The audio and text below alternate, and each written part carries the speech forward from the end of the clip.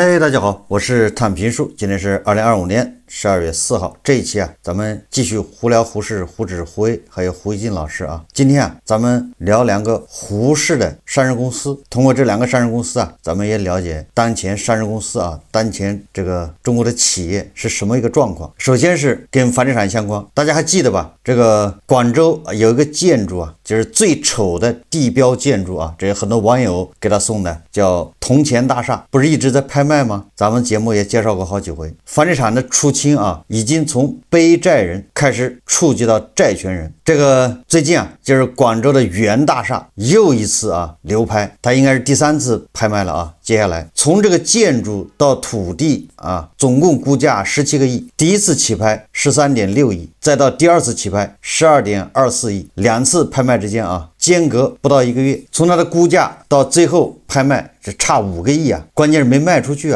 这是打了一个评估价的40%骨折关键还直接流拍。那你能说这个广州那个地就那么不值钱了吗？好歹是一线城市那为什么打这么的折还没人要呢？实际上这也实际反映的就是背后的债权人真的急了，因为大家也懂实物是不灭的，对吧？变换的只是账本上的那些数字，泡沫是那些数字，地还是那个地，房子还是那个房子，来回变动的不过是那些债权债务关系，债务缩水。而这个原大厦就是广州最丑的这个大楼它背后的业主和他的债权关系以及他的债权人，这个已经感觉到了事情不妙，形势不妙这个原大厦背后的业主呢，实际上就是我们要说的上市公司，曾经的中国 PVC 之王上市公司宏达兴业。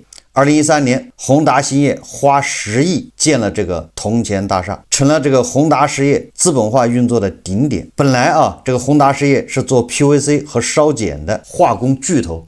PVC 大家都知道就是房地产用的这个钢材门窗、地板等等，它的原材料。烧碱呢就是氧化铝、造纸这些重要的工业原料。所以这个广州这个大湾区这片土地它就聚集起了恒大、绿龙眼，如果再加上万科，很快就凑齐一炸这个实际上就是房地产爆火带飞上下游建材的一个标准的案例。那几年真的是一时风头无两。PVC 生产原理就是电解用原岩和电电解出烧碱和氯气然后氯气再和煤炭加上石灰石得到的是电石，再反映出 PVC， 配料就是电石渣。这个电石渣可以做水泥，你看看整个的吃干榨净，连骨头都能用上，都跟房地产有密切关系。所以你看这个简直就是趴在整个房地产产业链上。宏达实业呢，生产基地在内蒙古乌海，那地方电便宜，而且还有自己的盐湖、石灰石矿山，原料再加生产规模，所以说就能够定价行业，便宜的电价，掌握了原料，还有储量巨大的一个矿山。这一切似乎让这个宏达兴业看到了掌控整个行业定价权的这么个机会，对吧？再加上下游完全依附于房地产，那么这个宏达兴业它真的就这么去做了。广州原大厦本来的目的就是承载宏达兴业旗下的广东塑料交易所发布一个广塑指数。你想一下，作为交易所能够发布这个指数就完全可以影响 PVC 的定价。这样上游原料、中间产能，再加上下游流通平台的全控，这个就叫周期性红利。从这一点上看那大家恐怕就能理解作为业主为什么那个广州原的那种铜钱外圆内方的，对吧？这么个设计显得那么自负，因为一切尽在掌控那个像铜钱一样的大厦实际上是承载着广东塑料交易所准备来影响 PVC 的定价。但是周期红利关键不是红利，而是周期。顺周期杠杆太大，逆周期的时候呢，凑出来的就是对价的王炸。原料矿商和生产线的重资产，那自然要借贷，对吧？就是高负债遇到了地产周期下行的同时第一波去产能2016年开启，作为这个宏达兴业啊，前有地产下行的利润缩减，后有去产能政策下的原材料成本上升，对吧？就是两面夹击啊，双重打击啊。那中间还夹着一个他们自己，对吧？矿山的这个高负债、高杠杆，在这种接二连三的打击之下，对吧？连佛祖啊都救不了他，压死骆驼的最后一根稻草，还是企图用同样的全控产业链模式转型。实际上啊，这个时候转型啊也没有错，因为说来说去，宏达兴业啊，它还是化工行业，但是啊，有人叫路径依赖啊，迷之自信，他又玩起来叫全控产业链。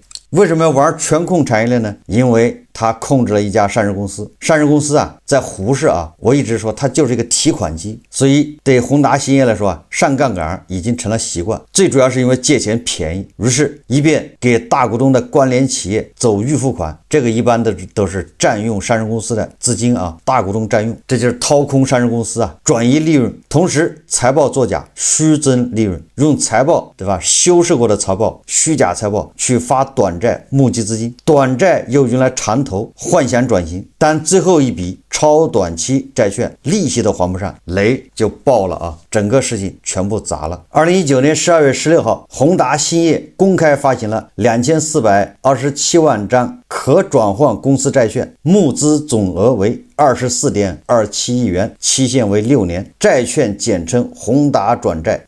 第一创业全资子公司第一创业证券为宏达转债保荐机构。随后啊，这个宏达兴业擅自改变2019年募集资金用途。江苏证监局在2025年6月出具的行政处罚决定书显示，2019年12月31日至2020年7月23日前述募集资金中的16.91亿元，主要被宏达兴业控股股东宏达集团及其关联方占用，其中2019年涉及金额6900万，2020年涉及金额16.22亿元。宏达兴业对此并未如实披露，导致公司2019年至2022年年度报告、2023年半年度报告以及相应期间募集资金存放于实际使用情况专项报告中存在虚假记载。根据江苏证监局查明的事实，宏达兴业还存在未及时披露重大诉讼、仲裁及重大担保事项进展情况等违法行为。你看看啊，宏达兴业啊，在资本市场募集债券、募集资金，实际上是给大股东用。这个证监会啊，对这个宏达兴业这种信息披露违规违法和财务造假案件还没有定论的时候，结果啊，因为退市新规，首先触发了20个交易日低于1块钱的这种情况，所以这个宏达兴业就退市了。2024年3月18号，宏达兴业退市，这就相当于啊，实际债务窟窿被关起门来处理，不用披露，因为他已经退市了，再披露也没人看，没有什么影响啊。披不披露无所谓，谁也不会跑到那个叫3版去啊看这个他的公告，这就类似于啊用布啊把它盖起来了，反正大家不看了。现在能看到的这种大资产流拍，其实拍的啊不是那个广州原大厦，而是之前债务的冰山一角。之所以流拍啊，不是广州的土地一文不值，也不是说那个建筑太丑不值钱，是因为拍卖的这个持有地价背后公司的债务重组，与其说是个无底洞，不如说是个马蜂窝啊！一旦捅开，后面不知道有多大的窟窿，有多大的这个乱子。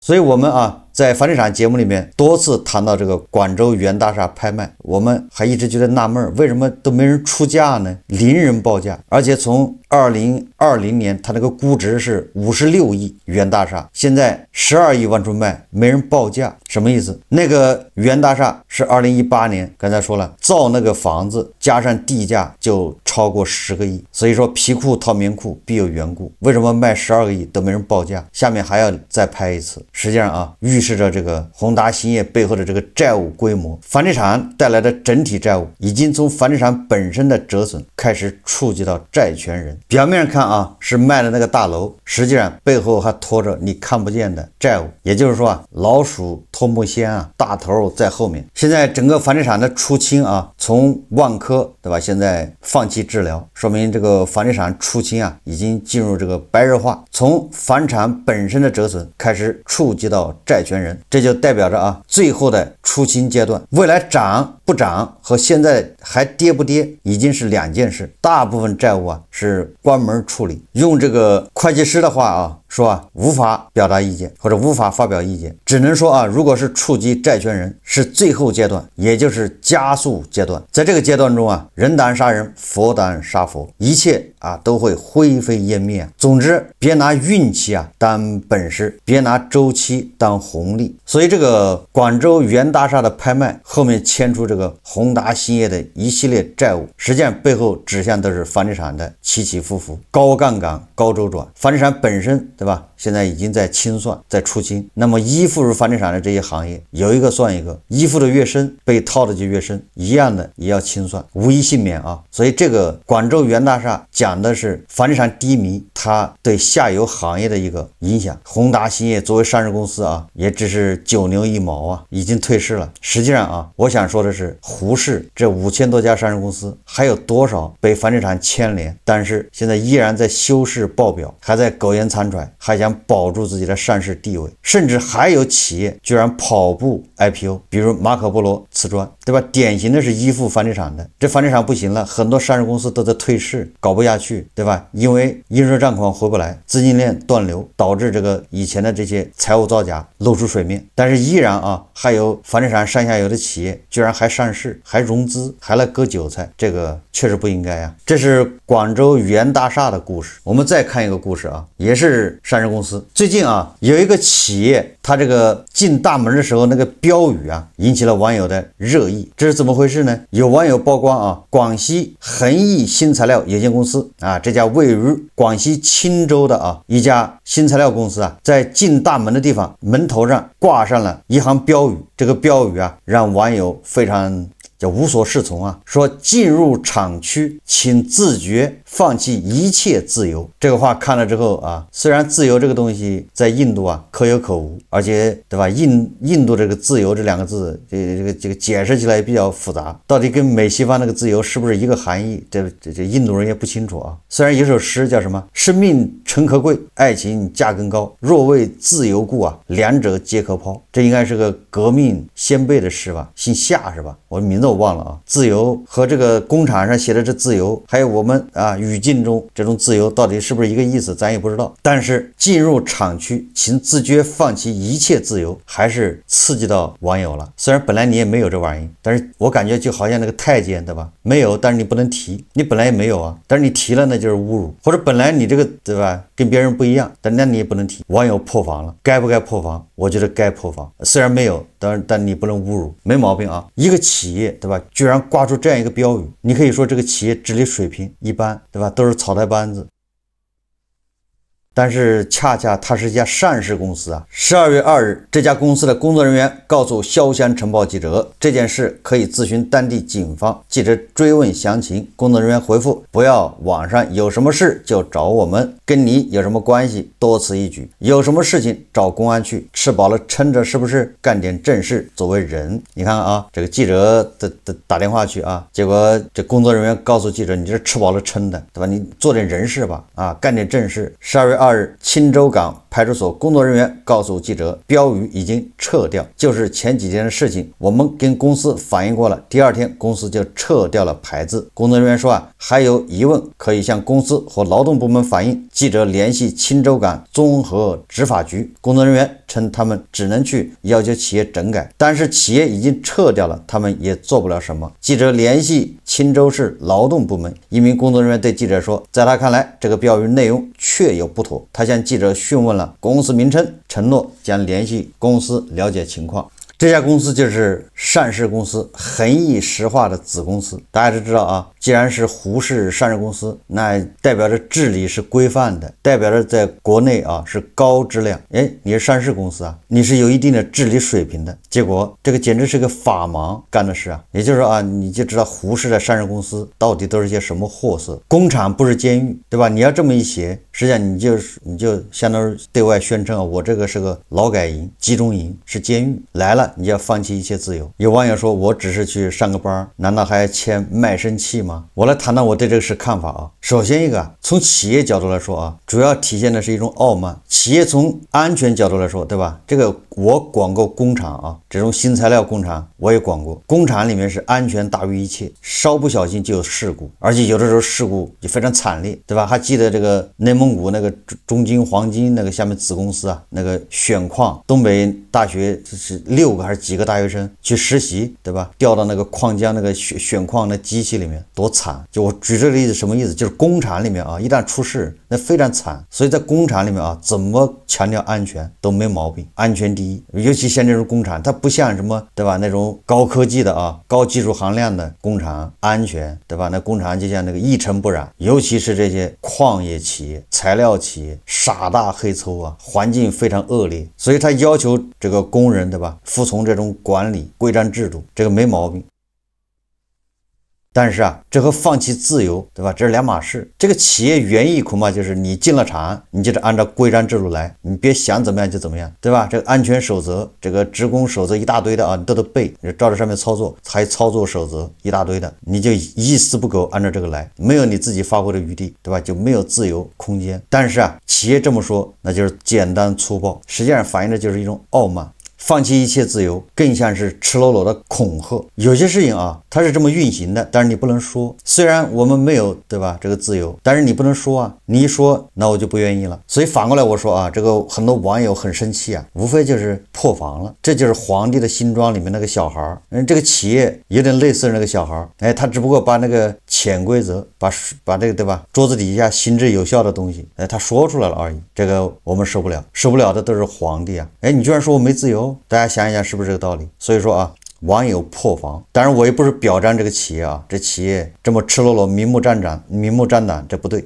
但是他也道出了实情，对吧？生气的网友啊，应该好好想一想，你真的有这玩意吗？对吧？你有的这玩意是受限的还是不受限的？对吧？你有的这玩意是跟那个革命先烈说的“若为自由故，两者皆可抛”是一个意思吗？对吧？你随便说两句，你就是唱空要封杀，对吧？你再说两句，那就制造焦虑要封杀。第二个啊，也凸显现在的年轻人和我们过去啊这些企业文化之间的冲突。在过去啊，60后、70后甚至80后，他们对这些啊习以为常，对吧？你说不说我都这么干，你这么干我也能接受，都一样啊，你说和不说都一样嘛。实际上你就到了厂里就是没自由啊，没毛病啊。但是00后不行了，对吧？现在年轻人不行了。我举个例子吧，现在很多拧螺丝的啊，比如那个电子厂，各种这个仪器仪表，对吧？很多这种车间啊都是无尘车间，你上班的时候先，对吧？进去先要这个穿那个防尘服，完了还消毒，完了之后你手机是不能带的，对吧？在那一坐8小时，上厕所还得把衣服脱了，挺麻烦的。工资给个5、6千也不低吧，一个月啊，或者6、7千。但是很多00后他就干不了，为什么？你想要穿一个防尘服在里面一坐8小时，中间就上2次厕所，没有手机，没有电子产品，他